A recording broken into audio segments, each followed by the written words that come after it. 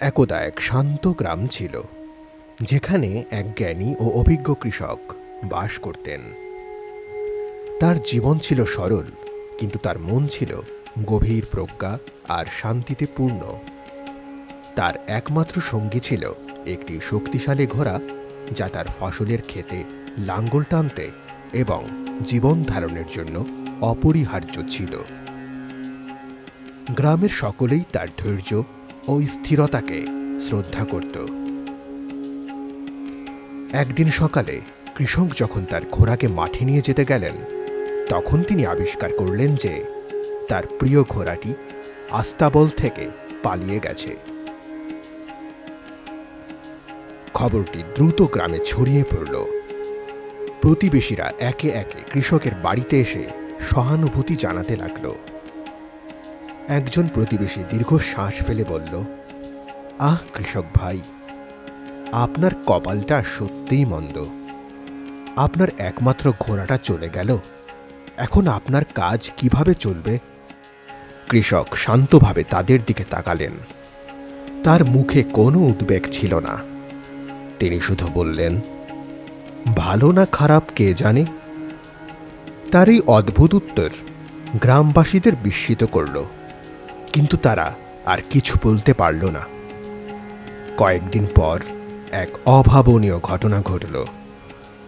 পালিয়ে যাওয়া ঘোড়াটি শুধু একাই ফিরে আসেনি, বরং তার সাথে আরও দুটো বুনো শক্তিশালী ঘোড়া নিয়ে এসেছিল, যা সে সম্ভবত বুনো প্রান্তরে খুঁজে পেয়েছিল।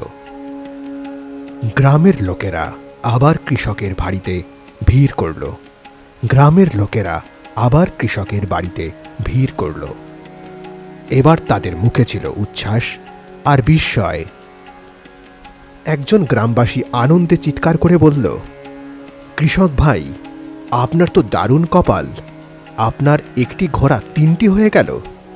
এখন আপনার কাজ আরও সহজ হবে, আপনি আরও ফসল ফলাতে পারবেন।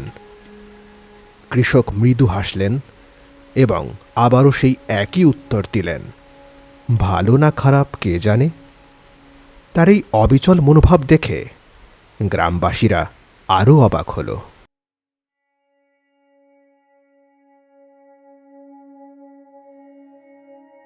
কৃষকের একটি যুবক পুত্র ছিল, যে ছিল কর্মঠ এবং সাহসী। নতুন ঘোড়াগুলোকে প্রশিক্ষণ দেওয়ার দায়িত্ব সে নিজের কাঁধে তুলে নিল। একদিন সে বুনো ঘোড়াগুলোর একটিকে বশ করার চেষ্টা করছিল। ঘোড়াটি হঠাৎ করে লাফিয়ে উঠল, আর ছেলেটি তার পিঠ থেকে ছিটকে পড়ে গেল। পতনের কারণে তার পা মারাত্মকভাবে ভেঙে গেল। গ্রামের লোকেরা আবার ছুটে এলো। এবার তাদের মুখে ছিল হতাশা আর দুঃখ। একজন প্রতিবেশী বলল, হায় রে, আপনার কপালটা কত খারাপ।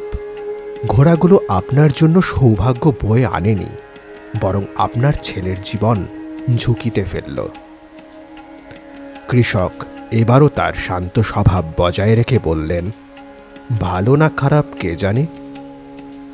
তার এই শান্ত প্রতিক্রিয়া গ্রামবাসীদের কাছে রহস্যময় মনে হচ্ছিল। তারা বুঝতে পারছিল না কেন কৃষক কোনো ঘটনাকেই নিশ্চিতভাবে ভালো বা খারাপ বলছেন না। কিছুদিন পর রাজ্যের উপর এক ভয়াবহ বিপদ নেমে এলো। প্রতিবেশী দেশের সাথে যুদ্ধ শুরু হয়ে গেল এবং রাজার সৈন্যরা গ্রামে গ্রামে ঘুরে সব যুবক পুরুষকে সেনাবাহিনীতে যোগ দেওয়ার জন্য জোর করে নিয়ে যেতে লাগল। গ্রামের প্রতিটি পরিবারে কান্নার রোল পড়ে গেল, কারণ তাদের ছেলেদের যুদ্ধের ময়দানে পাঠানো হচ্ছিল। কিন্তু যখন সৈন্যরা কৃষকের বাড়িতে এলো, তারা দেখল যে তার ছেলে বিছানায় শুয়ে আছে, তার পা ভাঙা। সৈন্যরা একজন আহত ব্যক্তিকে সেনাবাহিনীতে নিতে অস্বীকার করল এবং তাকে রেহাই দিল। এই খবরটি আবার গ্রামে ছড়িয়ে পড়ল। গ্রামবাসীরা এবার কৃষককে অন্য চোখে দেখতে লাগল। তারা বুঝতে পারল যে কৃষকের সেই ভালো না খারাপ কে জানে, উক্তির পেছনের গভীর অর্থ।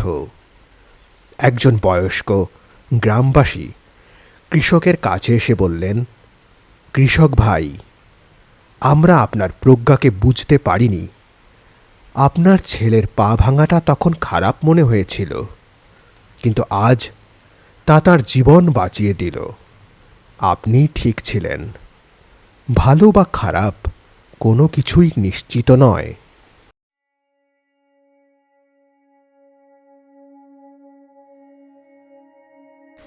কৃষক শুধু হাসলেন এবং আকাশের দিকে তাকিয়ে রইলেন।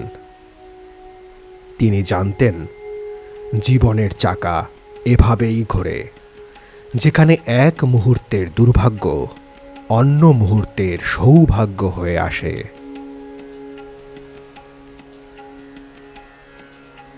এই গল্পটি আমাদের শেখায় যে জীবনের প্রতিটি ঘটনাকে তাৎক্ষণিকভাবে ভালো বা খারাপ বলে বিচার করা উচিত নয়, কারণ একটি আপাত দৃষ্টিতে খারাপ ঘটনা ভবিষ্যতে ইতিবাচক ফল আনতে পারে, আবার একটি আপাত দৃষ্টিতে ভালো ঘটনা অপ্রত্যাশিত সমস্যা সৃষ্টি করতে পারে।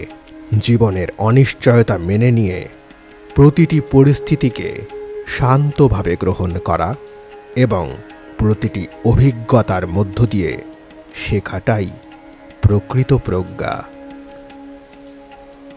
জীবনে বেঁচে থাকার আশা, আনন্দময় জীবন গড়ার সূত্র। এমন আরও অনুপ্রেরণামূলক ভিডিও দেখতে সাথেই থাকুন মোটিভেশন টেলিকাস্ট চ্যানেলের। ভিডিওটি ভালো লাগলে সেই বার্তা লাইক বা কমেন্টের মাধ্যমে আমাদের কাছে পৌঁছে দিতে পারেন। আপনার প্রিয়জনের সঙ্গেও এই গল্পটি শেয়ার করে তাকেও দেখার সুযোগ করে দিতে পারেন। আবার আসছি নতুন এক ভিডিওতে। সে পর্যন্ত সবাই ভালো থাকুন এবং মোটিভেশন টেলিকাস্ট চ্যানেলকে সাথেই রাখুন।